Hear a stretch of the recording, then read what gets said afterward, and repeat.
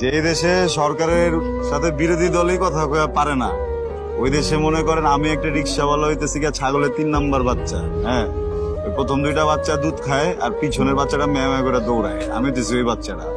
আমার মতো রিক্সাওয়ালারা বা শ্রমিকরা যদি 8-10 জন 2000 3000 ওইরা মইরাও জায়গা, এই দেশের সরকারের বা বিরোধী দলের কারো কোনো কিছু যায় আসে না। আমরা আসলে কথাটা কইলেও বা কি কমবো বা আমগো কথাটা কি ঠিক মতো পৌঁছাইবো কিনা জায়গা মতো, এটা তো ভাবার বিষয় ভাই।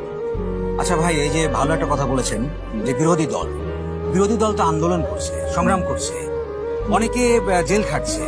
এই বিরোধী দলের আন্দোলন নিয়ে আপনি আসলে কি বলতে চান? বিরোধী দল কে আছে? হ্যাঁ, দুদিকে তাকায় দেখেন তো, যত দিকে তাকায় দেখি সব জায়গায় তো দেখি একই দলের পোস্টার, ব্যানার, ফেস্টুন সবকিছু। হ্যাঁ, আর বিরোধী দলগুলো সব কই? এটা কি সব রোহিঙ্গা মায়ানমারে থাকে? হ্যাঁ, শোনেন, বিরোধী দলের টুটি অনেক আগেই চাইপা ধরা হয়েছে। বিরোধী দল এখন লুলে হয়ে গেছে, তারা কথা বলতে পারে না, তারা কোনো কিছু করতেও পারে না, আর কথা কর জায়গাটাও তো নাই। হ্যাঁ, এক শাসনতন্ত্র যদি চলতে থাকে তাহলে আসলে কোনো দল, কোনো জনগণ কেউ তো কোনো কথা কইতে পারবো না। আর এদিকে সাধারণ জনগণ সবাই আছে হইতেছে গিয়া খালি পেটের ভিতরে ভাই। টাকা পয়সা যেমন হইতেছে সবকিছুর দাম বেড়ে গেছে গা, তেমন ইনকাম কমে গেছে গা। আলুর দাম বেড়ে গেছে, এখন হয়ে গেছে 80 টাকা কেজি। অন্যান্য শাকসবজি 200 টাকার উপরে, 200-300 টাকার নিচে কোনো মাছ নাই।